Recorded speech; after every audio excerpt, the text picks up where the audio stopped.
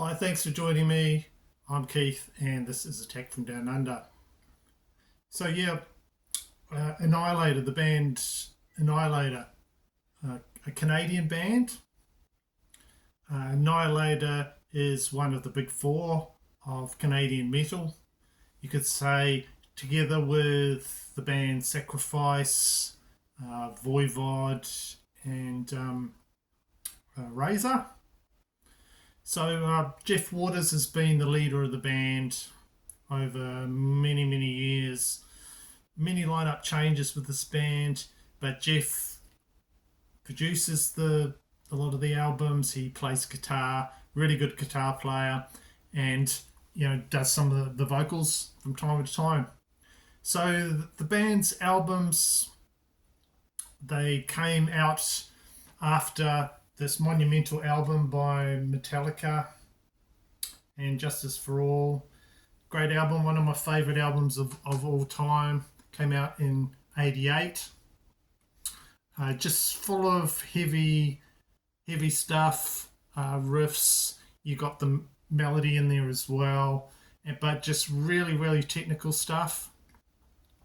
A lot of songs on this album was really hard to reproduce live when the band played live. So I think if you're talking about Annihilator and the album that came out in the next year, it's got to be massively influenced by that release. This came out in '89, the next year. And then you've got the album that came out in the year after that, 1990, Never Neverland. So like I was saying about the Metallica album, same sort of like really good technical playing. You know, the riffs are there. That's the thing I like about Annihilated. It's just got some great riffs from Jeff. The time changes are really good. They change up things a lot, makes it really interesting. Even some quiet parts before they batter you with the heavy metal storm that starts up. So that's what I like about Annihilator. But I've got to say, for the longest time, I haven't explored the band any further than these two albums. So for this video, I'm going to look at three further albums that came on after that I just had not really bothered with, to be honest. Got to say, I'm going a bit further. I'm going to talk about 1993's Set the World on Fire that came out after the two I've just shown you, and also 1999's Criteria for a Black Widow. And I've got to mention, of course, the latest came out in 2020, and that was called Ballistic Sadistic. Right, so off to a great start with the band came out with their first album, like I was saying, in '89, Alice in Hell. Jeff Waters wrote the songs themed around a character study of Allison.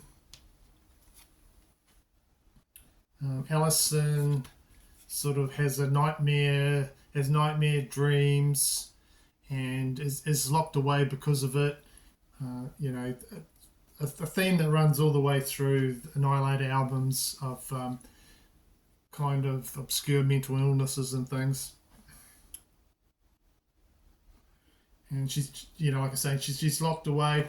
And one thing that a lot of people mention on this first album cover, Alice in Hell, is she's looking a bit old there to have dolls and things like that.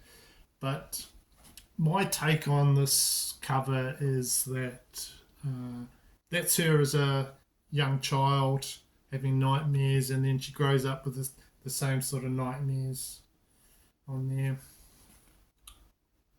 That's how I read the cover, but it's open to like an interpretation, I guess. So from the songs, instrumentals, and just the type of music on here, I think I've got to say Jeff has got to be a Metallica fan. There's just so much fan worship on here of Metallica, and that, in my opinion, I'll show you the lineup here. This is the music on vinyl cover. The band, Randy Rampage there.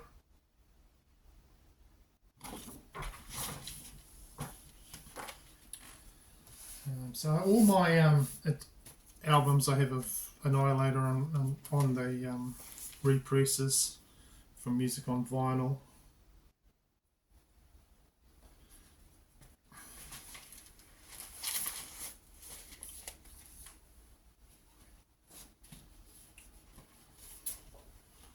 Right, so there they are. There's the band. Yeah, Alice in Hell, great song. Probably one of their signature songs.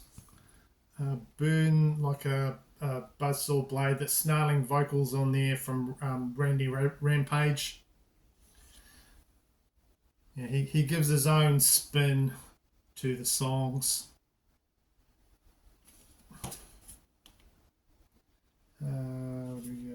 Schizos Are Never Alone, Part 1 and 2. That is kind of like an instrumental, but there's chants in the background saying Schizos Are Never Alone.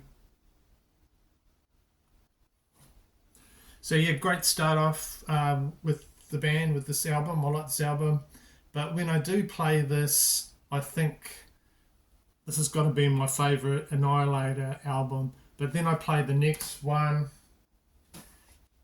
and I think that's my favourite Annihilator album. So, you know, I tend to switch. But since listening to some other of their catalogue, you know, my opinion's sort of changed on my favourite albums from this band. But yeah, this is the next one. The second came out in 1990, but it's funny that, talking about Metallica, in their song Enter Sandman, it says Off to Neverland as well. That's the title of the album, but of course that came later on. I love the energy of this album. It's more speed metal thrash. They've got the former Omen singer from the band Omen, Coburn Farr. There he is there. He's the new singer. They've got rid of Randy Rampage on vocals. And he's more of a screamer. You know, he's some cool screams on here. And that helps to sell a lot of the songs on here that are about, you know, insanity type themes. But the same technical playing, you know, I really like the opener. I like the Fun Palace. That's okay. But there are like way better songs to come on this album. I'll show you the vinyl before I go into some of the songs. Of course, you know, if you buy the music on vinyl releases, when they first come out, limited colour, and they come out in black. So I've got this one.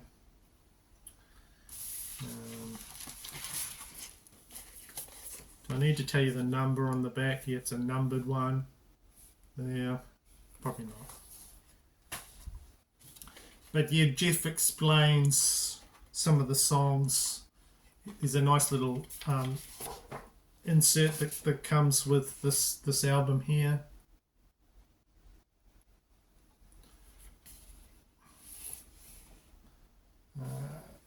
What do we talk about? One song I like, I think is really good on here, Sixes and Sevens. And He's got to say on here, the title comes from the British phrase at sixes and sevens, meaning at a point of disorder or confusion.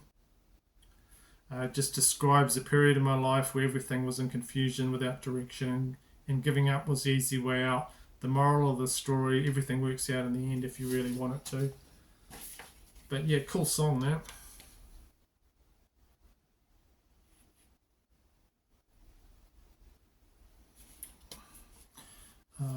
What is another one? I Am in Command, the last song. It's another one I like on here. Excellent. And Phantasmagoria. There. What does he have to say about that? Phantasmagoria is a form of psychological disorder. Like I was saying, there's lots of songs about that sort of things on their albums. Where the victim has visions of ghosts in his or her mind, these apparitions multiply, eventually driving the victim nuts. Weird. All of our friends who remember the Phantasmagoria demo should find this quite happening and very heavy. Cheers. There he is there, thrashing out. Old Jeff. So there's some not so great lyrics on here as well. There's a song called Craft Dinner. Second song on side 2, and that's about eating macaroni and cheese.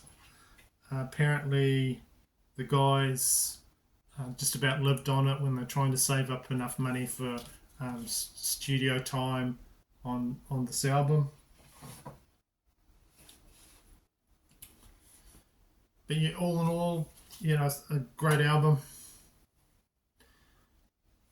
So now I'm going to go on about the albums that I've decided to give a try that I had not heard before. I said those two I've listened to multiple times, but sort of stopped there. I think also with this band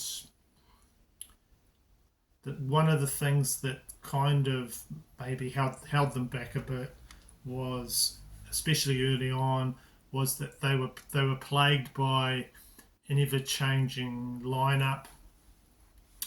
They didn't have a consistent band, and that they could play off each other for a while, and you get some history behind them. So with this next one I'm going to show you, it's one I decided to pick up. It's their 1993 album, and in 3 albums they have got 3 different vocalists. So for this one they have Aaron Randall. There he is. They're there. Which one is he? Bit hard to tell on that picture. In the colour picture. So Aaron Randall, the aggressive thrash vocals are gone from those last 2 albums, replaced by he's sort of more comfortable doing rock, singing in that sort of area. Not my favourite album by them at all. There's others that I like better that I'll talk about, and kind of like the girl in the picture there, just kind of a lack of excitement for this album for me, I've got to say. It's sort of like quite commercial rock, really. The first track, Set the World on Fire, has some good guitar. Probably some of the best riffs on the whole album is in that song.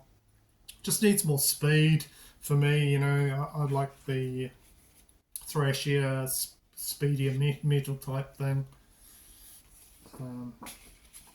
But you got the girl there. There's on the last 2 covers, they explore that, and they've got the doll there. Apparently that doll from the album covers, it's called Claire. Name is Claire, not Annabelle, but Claire. So They do some ballads on here. Um, they don't grab me. The song "Snake in the Grass," that's the first ballad. It's sort of like a whiny, the girl's done me wrong type song.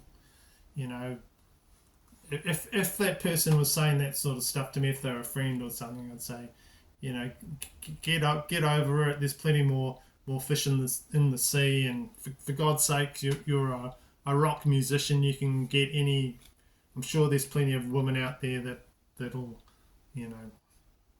But anyway, it's kind of desperate whiny song. I don't like it. And then after that, there's an even worse ballad called Phoenix Rising. There's a line of note in here where Jeff talks that song up, but I think it's even worse than the other one. Night Jumps Queen is the first song on the second side. That rocks quite a bit. That starts to get my interest a bit on there. Apparently, that's a song about a guy in a castle. He asks a woman to come in and play chess with him, and then they have a good chess battle or something, and it ends up in a draw, and they end up together. Well, it's always nice to have a happy ending, isn't it? So that's a song I quite like. There's probably about 3 songs on this album that I think are pretty good. Song up, The Edge doesn't sound very edgy at all to me. Sounds a bit weak, to tell you the truth. The last song on here, Brain Dance, pretty silly stuff, but has some good moments, and it mentions Allison from the first album. And so another music on vinyl press I've got of this, I just picked up the other day. It was on quite cheap at my record shop, so got that.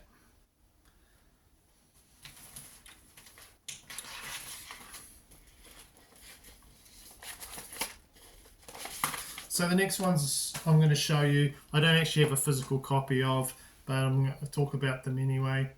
After that last album, things pick up big time. I'll show you the next album I'm going to talk about is from their 7th album from 1999, and it's called Criteria for a Black Widow.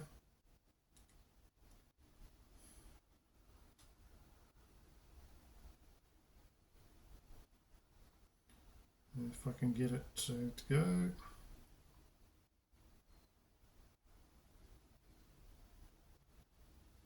I'm trying to show you the cover there. Okay. That's the cover there. It might be a bit glary. Sort of all purpley. There.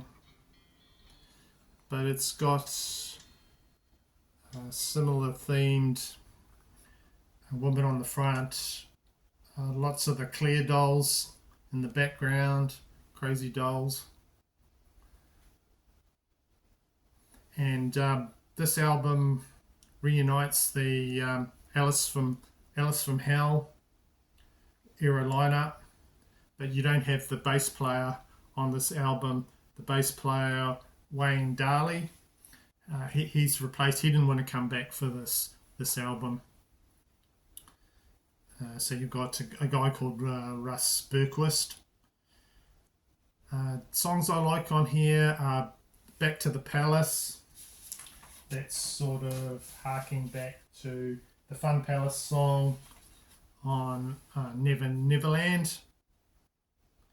But the best song for me on the album has got to be Punctured. That's a friggin' awesome song. It's worth getting that album. just for that song. It kind of reminds me of the first song on this Metallica album, Blackened. Just awesome. I don't know if they rewrote that song or did it, but you know, that to my ears, that's what it sounds like. It sounds really cool because I like that song as well. And they also do, excuse me, continuation, a part 3 of the song Schizos Are Never Alone. And that's on the, they do a part 1 and a part 2 on the first album. They do a part 3, Schizos Are Never Alone. And another great song on that album is Loving the Sinner. So if you haven't, like myself, only knew about the first 2 albums, another one for you to pick up that I think you'd like is their 1999 album, Criteria for a Black Widow. It's a good one. Surprised me how much I actually enjoyed that one. So that sort of brings us to their most recent album. And that is called Ballistic Sadistic.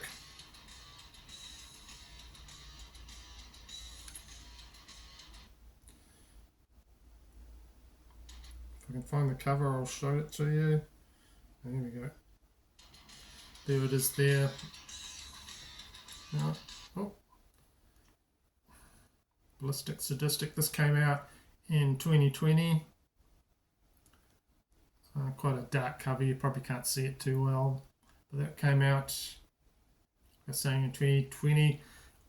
Produced again by Jeff Waters. And so songs on there. Psycho Ward, that's quite a fun song. And, you know, quite bouncy and enjoyable. Another one I remember from it is I Am Warfare. You know, the guitar playing, you know, Jeff, he's still a great player. You got to say. I've listened to it a few times. Nothing has really stuck in my head so far. Amongst if I was going to rank it, you know, I'm not sure at the moment. I need to give it more tries. The latest one, I'll try and pick it up somewhere, and you know, hopefully.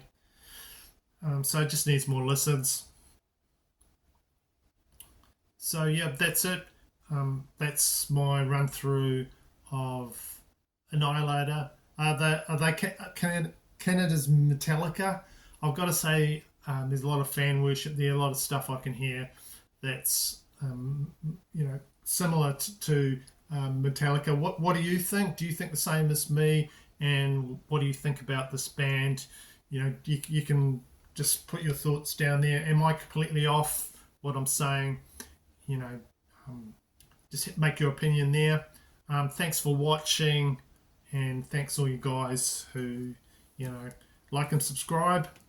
I think my next video might be a collection update because I've just ordered. I've got lots of stuff coming in.